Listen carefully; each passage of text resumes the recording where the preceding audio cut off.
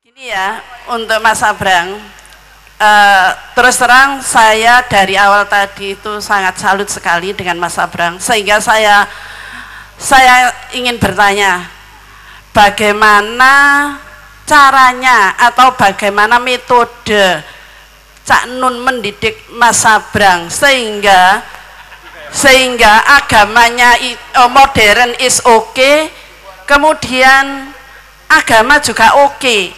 Lah ini bagaimana ini buat contoh kita semua, terutama saya ini yang mak-mak punya anak masih muda juga, sehingga saya bisa mencontoh bagaimana caranya mendidik keluarga yang seperti ini, modern dapat, agama juga dapat. Itu buat contoh kita semua. Karena kalau kita lihat generasi yang sekarang ini, kalau anak ini merasa modern, biasanya itu agak jauh dari agama. Kalau saya perhatikan Mas Abrang ini mau memulai apa saja bismillahirrahmanirrahim. Itu yang membuat saya sangat saya salut sekali. Assalamualaikum warahmatullahi wabarakatuh. Metode Cak Nun dalam mendidik anak, pertama harus dihilangkan asumsi bahwa hasilnya baik, Bu. Cak Nun mendidik anak, saya nggak baik-baik amat. Saya sangat yakin bahwa Cak Nun juga stres punya anak seperti saya. Saya ini banyak ngelawannya, banyak berdebatnya, tapi dari kecil memang Cak Nun tidak pernah memerintahkan saya, tidak pernah memaksa saya, tapi selalu mengajak diskusi. Ajarannya sederhana kok. Dia selalu mengatakan jangan bodoh, gitu aja. Jangan bodoh itu artinya apa? Itu yang bikin saya kesel. Karena semua bisa dianggap bodoh sama bapak saya. Nek salah bodoh kowe. Ngono sih opo wae iso salah.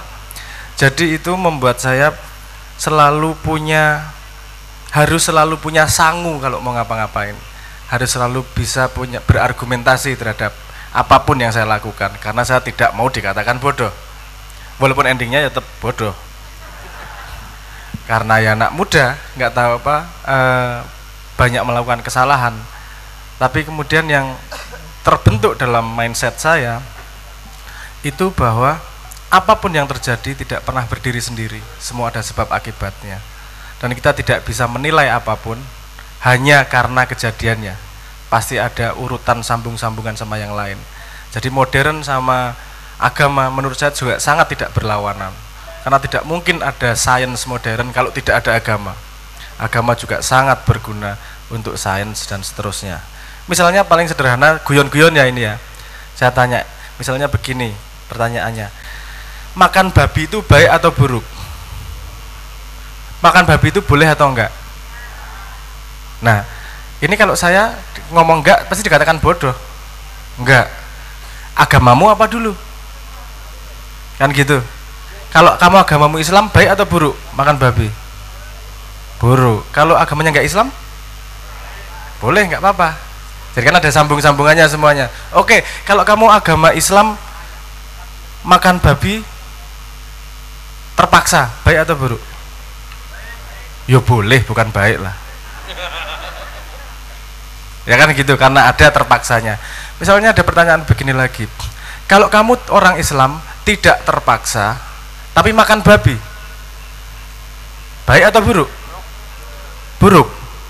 Belum tentu juga. Karena kamu tidak pernah bertanya tujuan hidupmu kemana, ke akhirat. Kalau tujuanmu ke surga, buruk makan babi orang Islam.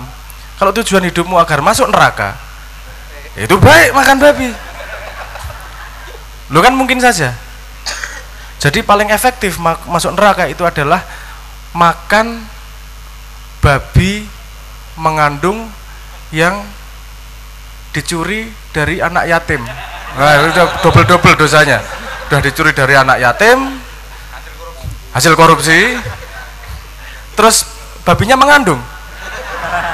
Babi mengandung babi, kan double misalnya mengandung babinya. Jadi maksud saya seperti itu, tidak mudah ngomong benar atau salah, tidak mudah ngomong baik atau buruk. Jadi kalau kita tidak mudah mempercayai atau tidak mempercaya, itu menjudge, bahasa Indonesia apa? Menghakimi.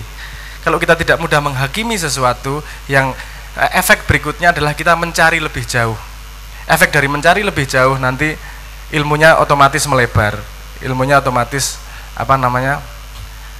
diperbanyak karena kita mencari hal-hal yang lebih jauh daripada yang dilihat tok, daripada yang didengar tok gitu. Jadi mungkin yang saya bisa ceritakan itu saja, karena dalam pendidikan saya bapak saya nggak ikut serta rembuk sama saya.